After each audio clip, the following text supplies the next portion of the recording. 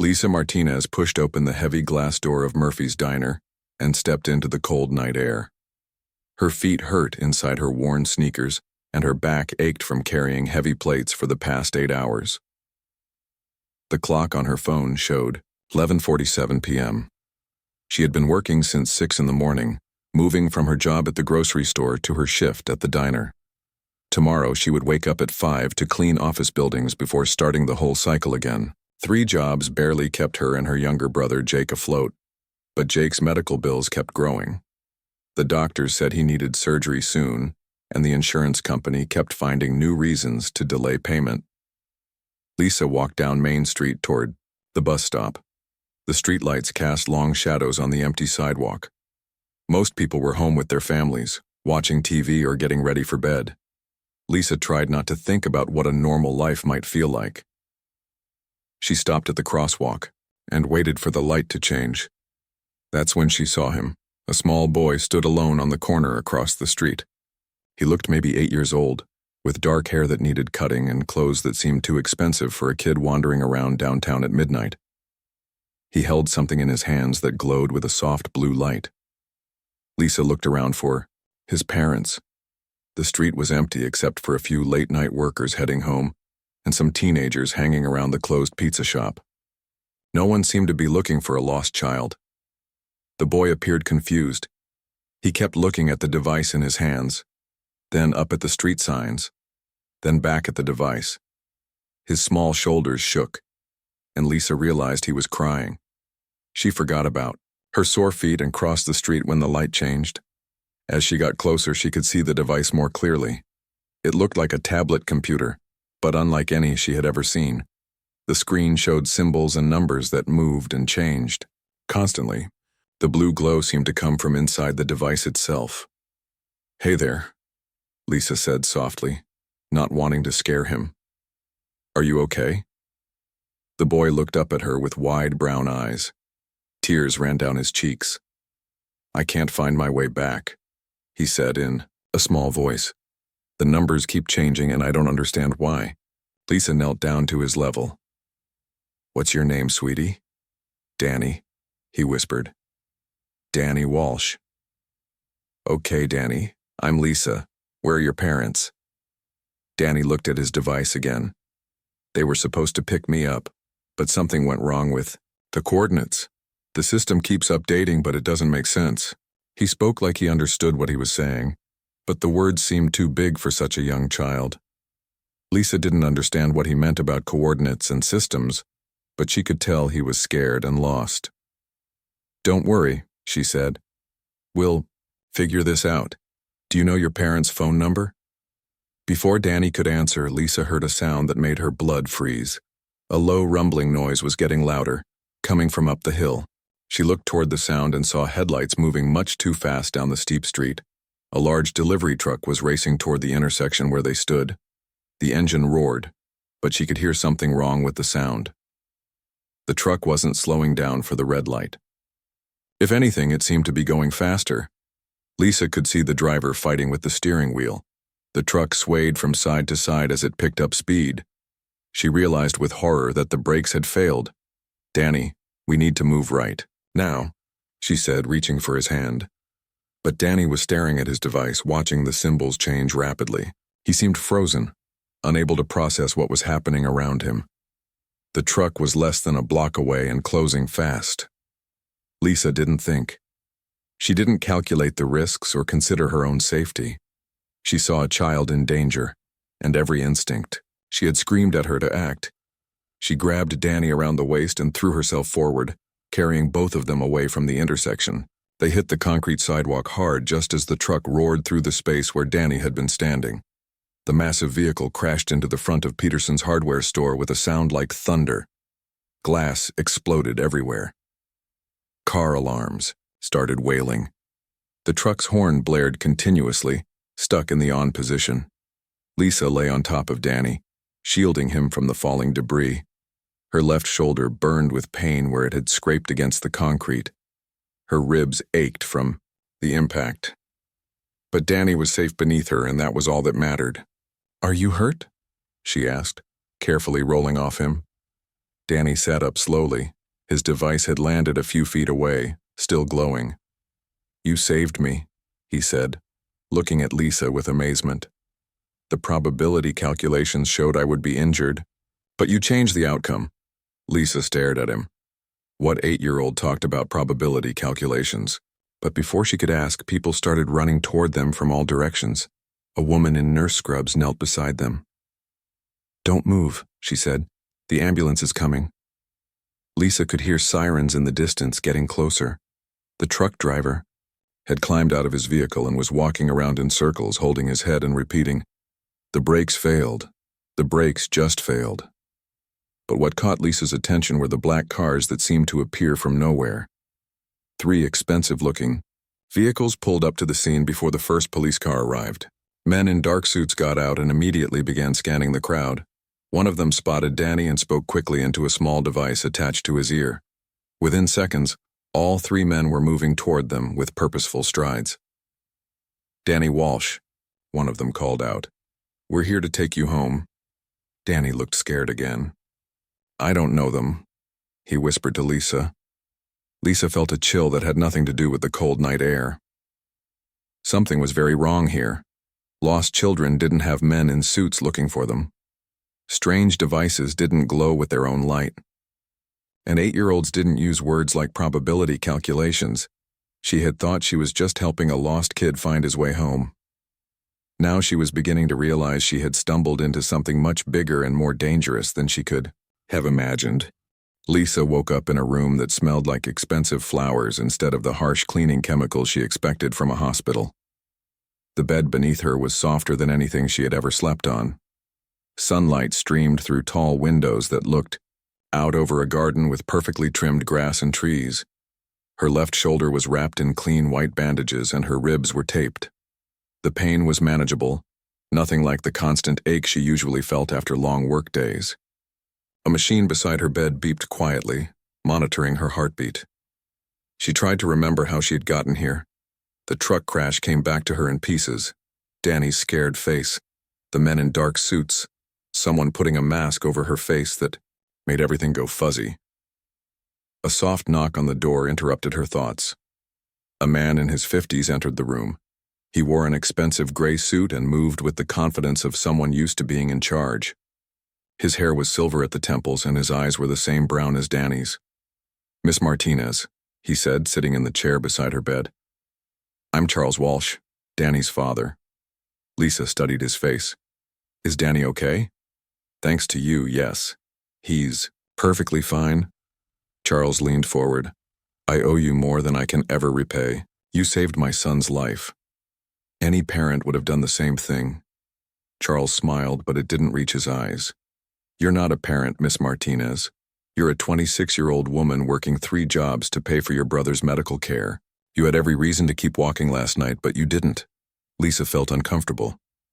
"How do you know about Jake?" "I make it my business to know about people who matter to my family. And after what you did for Danny, you matter very much." Something in his voice made Lisa nervous. "Where am I? This doesn't look like a regular hospital. It's a private medical facility. The best doctors, the best equipment. Money has its advantages." Charles stood and walked to the window. "Miss Martinez, I need to tell you some things about Danny that might be hard to believe. He's different, isn't he? The way he talked about probability and coordinates. That device he carried." Charles turned back to her. "Danny is part of a government program called Project Prometheus. He's what we call an enhanced child." "Enhanced how?" "His intelligence is beyond anything we can measure. At 8 years old, he understands physics and mathematics better than most college professors. He can solve problems that teams of scientists work on for years." Lisa remembered Danny's strange words the night before. "There are others like him?" 12 children worldwide. They were born with abilities we don't fully understand yet. The government has been studying them, trying to help them develop their gifts. Studying them? What does that mean? Charles sat back down. His expression grew serious. "It means they live in secure facilities. They have tutors and doctors and everything they need, but they don't have normal childhoods. They don't go to regular schools or have friends their own age." "That sounds terrible." It is terrible, but it's also necessary. Charles pulled out a small device that looked similar to Danny's tablet. This is why. The screen showed waves of light moving across what looked like a map of space. Numbers and symbols scrolled down the sides faster than Lisa could read. For the past 5 years, we've been receiving signals from deep space. Not random noise, but clear patterns. Messages from somewhere far beyond our solar system. Lisa stared at the device. You mean aliens? We think so. The signals are too complex and organized to be natural phenomena. Someone or something is trying to communicate with Earth. What do they want? That's what we've been trying to figure out. Our best scientists have been working on these signals since they started, but the progress has been slow. The mathematics involved are unlike anything we've seen before. Charles touched the screen, and the display changed to show symbols that seemed to shift and move on their own. But the enhanced children can read these signals like we read a newspaper. Danny and the others understand the patterns instantly. They've been helping us decode the messages. Lisa felt overwhelmed. Why are you telling me this? Because last night changed everything. Danny wasn't supposed to be alone on that street. He was being transported between facilities when something went wrong with the security convoy. He wandered off while the guards were dealing with a vehicle problem. So, those men in suits work for you? They work for the project, and they're very concerned about security breaches. Charles leaned closer. Lisa, there are people in the government who believe the enhanced children are dangerous. They think contact with aliens would be a disaster for humanity. These people want to shut down Project Prometheus permanently. What would happen to the children? Charles was quiet for a long moment. They would be relocated to even more secure facilities, or worse. Lisa felt sick. They're just kids. Yes, but they're kids who can do things that scare powerful people. The fact that you witnessed Danny's abilities, that you saw his device, and heard him talk about coordinates and probabilities makes you a security risk. Are you threatening me? No. I'm warning you. There are people who would rather you forget everything that happened last night. Permanently. Lisa's heart began beating faster. The machine beside her bed beeped more rapidly. What are you saying? I'm saying that saving Danny's life has put your own life in danger. But I'm also saying that I won't let anything happen to you. Charles stood up. I'm offering you a choice. What kind of choice? You can accept a substantial payment for your heroic actions and relocate somewhere far from here with a new identity. You and your brother would be financially secure for life, but you could never come back or contact anyone from your old life. Lisa thought about Jake and his medical bills. The money would solve all their problems, but the idea of disappearing forever frightened her. What's the other option? You join Project Prometheus. You help us take care of the enhanced children, make sure they have some normal human contact while they do their important work. You would be safe, well paid, and you could make a real difference. But I'd still have to disappear from my regular life? Yes. This world doesn't mix with the normal world. Too many secrets. Too much at stake. Lisa looked out the window at the perfect garden. Somewhere in this facility, Danny and other children were growing up without friends, without normal experiences, carrying the weight of humanity's future on their young shoulders. Can I see Danny before I decide?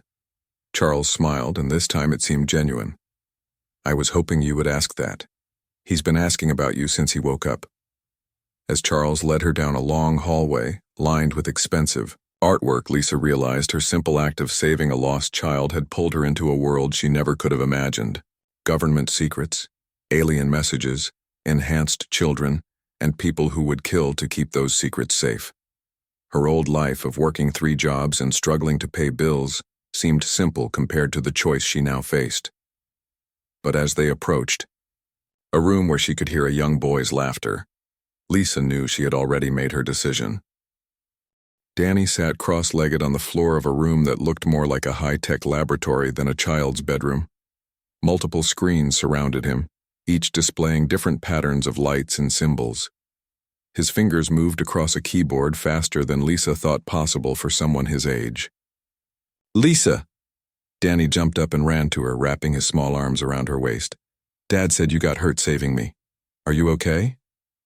I'm fine, sweetie. How are you feeling? Better now that you're here. I've been working on the new transmissions. That came in this morning. Danny pulled her toward his workspace. Do you want to see what the voices from space are saying today? Lisa looked at Charles, who nodded encouragingly. She sat in a chair beside Danny's desk and watched as he touched one of the screens. The display changed to show waves of light moving in complex patterns. This message arrived at 4:17 a.m., Danny said, his voice taking on the serious tone she had noticed the night before. It's different from the others, more urgent. How can you tell it's urgent? Danny pointed to specific parts of the pattern. See how the frequency spikes are closer together, and the mathematical sequences are repeating faster. It's like when someone talks faster because they're worried about something. Lisa stared at the screen. To her, it looked like pretty lights, with no meaning. But Danny read it like words on a page. What does it say? It's a warning. Something bad is coming toward our solar system, and the aliens want to help us get ready for it. Charles moved closer. Danny, show Lisa the timeline projections. Danny's fingers flew across the keyboard. A new display appeared showing what looked like a map of space with moving dots and lines. The dangerous thing will reach our solar system in about 18 months. The aliens call it the Cleaner Network. What's the Cleaner Network? Lisa asked. Machines, Danny said simply. Really old machines built by aliens who died a long time ago. These machines were programmed to destroy any new intelligent life they find. Lisa felt cold despite the warm room. Destroy how? Danny looked sad. They wipe out entire planets, turn them into dust and rock. The aliens sending us messages survived an attack from these machines thousands of years ago. Charles sat down, across from them. The enhanced children have been decoding these warnings for months. The alien civilization is trying to teach us how to defend ourselves. There's more than one alien civilization? Lisa asked. Many more, Danny said, brightening a little. The messages come from something called the Survival Alliance. It's made up of dozens of different alien species who all survived attacks from the Cleaner Network. Danny touched the screen again, and images appeared that took Lisa's breath away. She saw cities that floated in space, creatures that looked like living crystals, and beings made of what appeared to be pure light. They've been waiting for Earth to develop enough intelligence to receive their messages, Charles explained. The enhanced children are proof that human evolution is accelerating. They represent the next step in our species' development. But why only 12 children? We don't know, Charles admitted. The abilities appeared spontaneously in children born over the past 8 years. No genetic markers we can identify, no environmental factors that explain it. It's as if something activated dormant potential in a very small number of humans. Danny pulled up another screen showing technical diagrams that looked impossibly complex. The aliens have been sending us blueprints for defensive technology, weapons and shields that can stop the Cleaner Network. Have you been able to build any of it? Charles shook his head. The technology is centuries ahead of anything we have.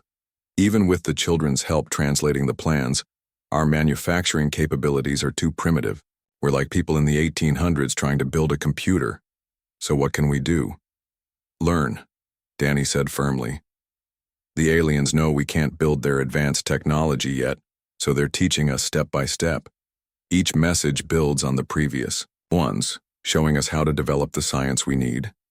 Charles pulled out his tablet and showed Lisa a list of names and locations. We have enhanced children working with scientists in 12 different countries. Each child specializes in different aspects of the alien knowledge. Danny focuses on defensive systems and energy shields. What do the other children work on? Propulsion. Systems, manufacturing techniques, communication arrays, weapon designs. Charles's expression grew grim. But not everyone in the government supports this project. Dad means some people want to kill us, Danny said matter-of-factly, as if discussing the weather. Lisa felt sick. Kill children? There's a faction within the military and intelligence community that believes contact with aliens will end human independence, Charles explained. They think we should refuse all alien help and try to face the Cleaner Network alone. That's stupid, Danny said. We can't fight the machines by ourselves. Earth would be destroyed in less than 6 hours after they arrive. How do you know? That? Danny showed her a simulation on his screen. Earth appeared as a blue dot, surrounded by thousands of red points representing the cleaner machines. I ran the calculations based on the historical data the aliens sent us. Every civilization that tried to fight alone was eliminated completely. Lisa watched the simulation play out. The red dots surrounded Earth and the blue dot disappeared. What about the civilizations that survived? They accepted help from the Survival Alliance, Danny said. They learned to work together with other species instead of trying to be alone. Charles stood and walked to the window. The faction opposing us believes that accepting alien help means becoming slaves to a more advanced civilization. They would rather see humanity die free than live under alien influence. But the aliens aren't trying to control us, Lisa said. No, Danny agreed. They want us to join their alliance as equals. But we have to prove we're worthy first by surviving the Cleaner Network test. Test? Every civilization gets tested by the machines, Danny explained. The aliens think it might be how the original machine builders determined which species deserve to survive. If you can defend yourself with help from other species, you pass the test and join the galactic community. Charles turned back to them. The problem is that the opposing faction has been gaining power in Washington. They've convinced several key politicians that Project Prometheus is a threat to national security. What does that mean for the children? It means they want to shut down the project and relocate the children to secure facilities where they can't communicate with the aliens anymore. Danny's face went pale. If we stop receiving the messages, we'll never learn how to build the defenses in time. Lisa felt the weight of what she was learning. 12 children held the key to humanity's survival. But the very people who should be protecting them wanted to silence them instead. How much time do we have? The opposing faction is planning to act within the next few weeks, Charles said. They're calling it a security review, but we know it's really a shutdown order. Danny looked at Lisa with hope in his young eyes. That's why we need you to stay and help us. The other adults are all scared of the government people, but you're not afraid of anything. You proved that when you saved me. Lisa realized that her choice had already been made the moment she decided to help a lost child on a dark street. She couldn't walk away now, knowing what she knew about the future. What do you need me to do? Lisa spent the next 3 days at the Project Prometheus facility, learning things that changed how she saw the world. She met the other enhanced children through video calls with secure facilities around the globe. Each child was brilliant beyond belief, but they were also lonely and scared. Emma, a 9-year-old girl in Germany, had been working on alien propulsion systems since she was 6. She spoke 5 languages fluently, but had never played with another child her age. Marcus, an 11-year-old boy in Japan, could design energy weapons that didn't exist yet, but he cried when he talked about missing his grandmother's cooking. Every child had the same haunted look in their eyes. They carried knowledge that could save humanity, but they had lost their childhoods in the process. Danny showed Lisa around the facility during her second day. The building looked like a cross between a university and a prison. Armed guards stood at every entrance and cameras watched every hallway. The children had comfortable rooms, excellent food, and access to any book or educational material they wanted. But they couldn't leave. Do you ever go outside?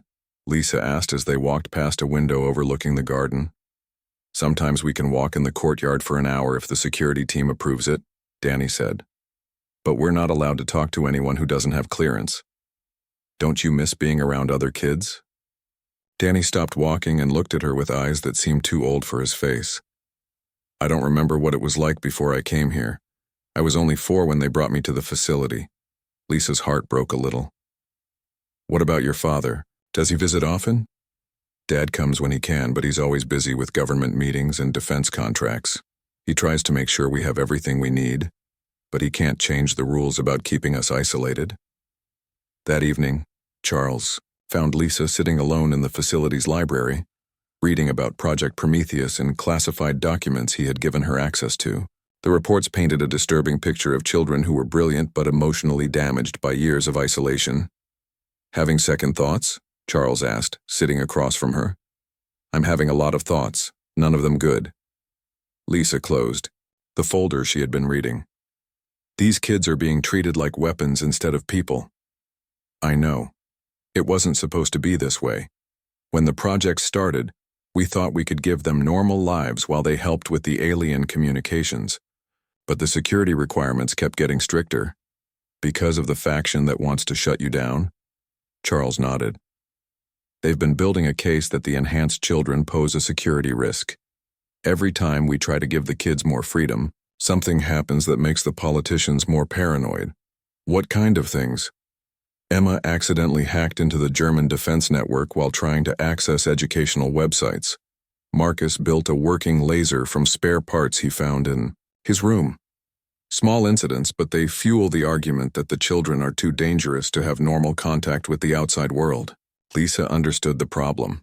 The children's abilities made them invaluable for saving humanity, but those same abilities made everyone around them nervous. What happens if the shutdown order goes through? The children will be moved to maximum security facilities. No more alien communications, no more research, no more hope of preparing for the cleaner network. Charles leaned forward. Lisa, there's something else you need to know. The alien signals changed again yesterday. Changed how? Charles pulled out his tablet and showed her the latest transmission. Even to Lisa's untrained eye, the patterns looked different. More frantic. Danny and the other children say the cleaner network has accelerated its approach. Instead of 18 months, we now have less than a year before it reaches our solar system. Lisa felt the familiar chill of fear. Can we be ready in time? Not if the project gets shut down. We need every month we can get to build the defensive technology. So what are you going to do? That depends on your answer to my offer. If you stay and help us, we have a chance to keep the project running long enough to save Earth. If you leave, I'm not sure we can hold everything together. Lisa spent that night walking through the facility's quiet hallways, thinking about her choice. She passed the children's rooms and could hear some of them talking in their sleep, muttering mathematical formulas and alien words that no human should know. The next morning, she found Danny in his workspace, staring at a screen full of red warning symbols. Tears ran down his cheeks. What's wrong? Lisa asked, sitting beside him. The Survival Alliance sent us an emergency message. 3 star systems in our galactic neighborhood have gone dark in the past week. The cleaner network is moving faster than anyone expected. What does that mean for us? It means we have maybe 8 months instead of 12. And it means the machines are getting stronger as they destroy more civilizations. Lisa looked at the screen showing the approaching threat. Each red dot represented billions of lives that had been wiped out. Soon, one of those dots might be Earth. Danny, what would happen if you couldn't receive any more alien messages? We'd be flying blind. The Survival Alliance has been sending us updates about the cleaner network's weapons and tactics. Without that information, any defenses we build would be useless. And what would happen to you and the other children if the project gets shut down? Danny was quiet for a long moment. Dad doesn't want to tell me, but I've been monitoring the government communications. They're not planning to just relocate us. They're planning to make sure we can never communicate with the aliens again. What do you mean? They want to perform surgery on our brains, remove the parts that let us understand the alien signals. Lisa felt sick. That's barbaric. It's logical from their perspective. If we can't decode alien messages, we can't pose a security risk. But it also means humanity will face the cleaner network alone and lose. Lisa realized the full horror of the situation. The very people who should be protecting Earth were willing to destroy humanity's only hope of survival to maintain their control. Danny, if I stayed to help, what would you need me to do? His young face lit up with hope. Help us stay human while we save humanity. The other adults here see us as tools or weapons or problems to be managed. You're the first person who's talked to me like I'm still a kid. You are still a kid. A very special kid with a big responsibility, but still a kid. Danny smiled for the first time since she had met him. That's what I mean. We need someone who remembers that we're people, not just enhanced brains. Lisa made her decision. She thought about her brother Jake and the money Charles had offered. She thought about her old life of struggling to pay bills and working 3 jobs.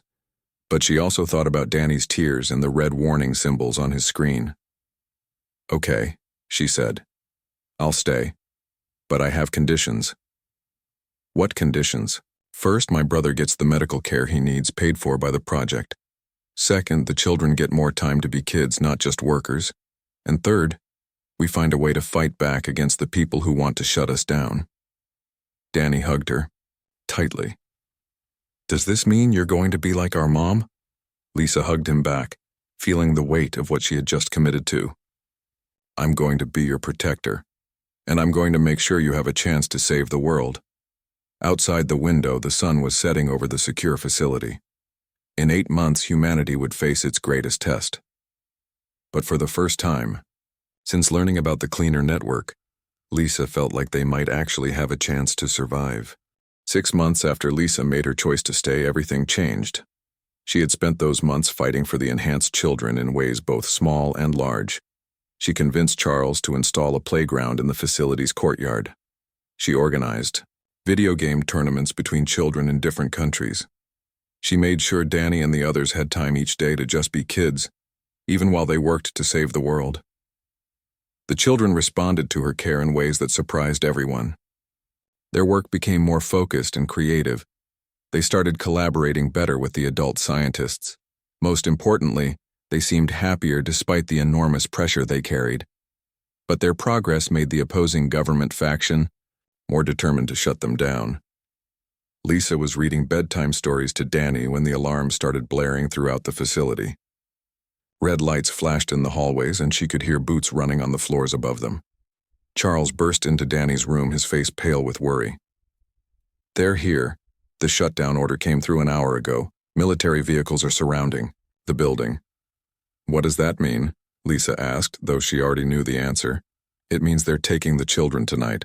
All of them, worldwide. The other facilities are being raided simultaneously." Danny grabbed his tablet and started typing frantically. "I'm sending an emergency message to the Survival Alliance. Maybe they can help us." "Danny, we don't have time," Charles said.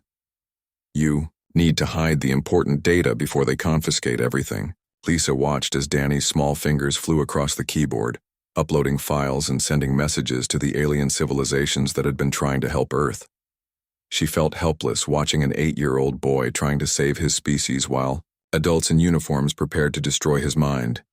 "There," Danny said, finishing his work. "I've sent them everything we've learned about building the defensive systems. Even if they take us away, maybe other humans can continue the work." The sound of heavy footsteps echoed in the hallway outside. Charles moved to stand between the door and Danny, but Lisa knew it wouldn't matter. These people had the authority of the government behind them. The door opened and 6 soldiers entered, followed by a woman in a military uniform with stars on her shoulders. General Patricia Hayes looked like someone who had never smiled in her life. "Charles Walsh, you and your facility are now under military control. The enhanced subjects will be transferred immediately to secure locations for their own safety and the safety of the nation." "They're children, not subjects," Lisa said, stepping forward. General Hayes looked at her with cold eyes. "And you are Lisa Martinez, the security risk who has been allowed inappropriate access to classified materials. You'll be debriefed and relocated as well. I'm not going anywhere without Danny. You don't have a choice in the matter." That's when something incredible happened.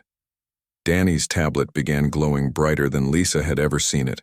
The screen, filled with symbols that moved and pulsed like living things. A sound came from the device unlike anything she had heard before, like music mixed with electronic signals. "What is that?" General Hayes demanded. Danny stared at his tablet in amazement. "It's a direct communication from the Survival Alliance. They're not just sending a message. They're here." Through the windows, Lisa could see lights in the night sky that definitely weren't stars or airplanes. Dozens of objects glowed with soft colors as they descended toward Earth's surface. General Hayes spoke into her radio. "Command, we have unidentified aircraft approaching the facility.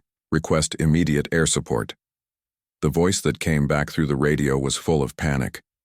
"General, we're tracking over 300 unidentified objects worldwide.